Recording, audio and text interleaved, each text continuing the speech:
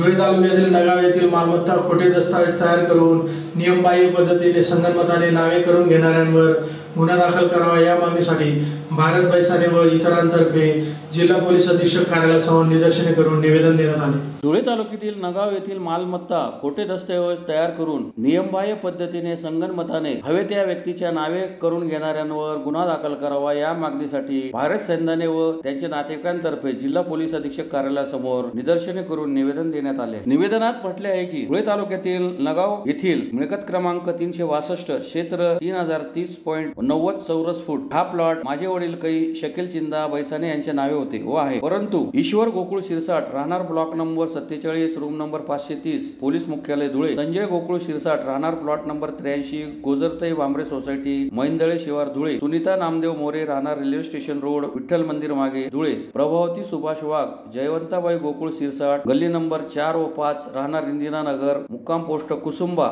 तालुका धुळे व ग्रामसेवक नगाव आदी संशयितांनी संगनमताने भारत वैसाने यांच्या वडिलांच्या नावे असलेली ही मिळकत नियमबाह्य तसेच बोगस व खोटे दस्तऐवज तयार करून एकमेकांना हाताशी धरून हवे त्याच्या नावे करून घेतली आहे। पैकी ईश्वर गोकुळ शिरसाट व संजय गोकुळ शिरसाटे स्वतः पोलीस विभागात पोलीस म्हणून कार्यरत आहे, त्यामुळे ते त्यांचा पदाचा दुरुपयोग करून मला व माझ्या कुटुंबावर शारीरिक व आर्थिक हानी पोहोचवू शकतात अशी शक्यता बैसाने यांनी व्यक्त केली। आपल्या कुटुंबियांना संशयितांकडून धोका असल्याची भीती असून कुटुंबियांचे संरक्षण करावे अशी मागणी करण्यात आली आहे। या सर्व संशयितांविरुद्ध BNS 2023 चे कलम 61(2), 336, 335, 341, 474, 316, 35 गुन्हा दाखल करावेत अशी मागणी निवेदनातून करण्यात आली। नगाव येथील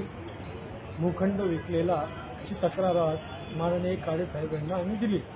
विषय असा आहे की हा भरत शकील याचे मयत वडील शकील चिंदा बैसाने व मयत ज्यांनी यांच्याकडनं बक्षीसपत्र लिहून घेतलं होतं हे ते बक्षीसपत्र आहे। या बक्षीसपत्राच्या आधारावरती याच्या वडिलांचं नाव कमी करून मयत गोकुळ धडाबाई शिरसाट याचं नाव लावून त्यांच्या वारसांनी वारस तक्ता बनवून त्यांनी नवीन उतारा बनवून त्यांनी यांचा वडिलांचा जो प्लॉट होता 30/30 हा सदर 2 लोकांना खरेदी खताने विकून नमुना क्रमांक 8 हा सदर विकून टाकला आहे आणि जे विकणारे आहेत ते पोलीस कर्मचारी असून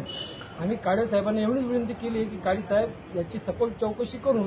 दोघांवरती गुन्हा दाखल करावा व फौजदारी व कुठल्याही प्रकारे त्यांना शासन करता यावं हीच आमची विनंती आहे। पुन्हा एकदा ठळक घडामोडीवर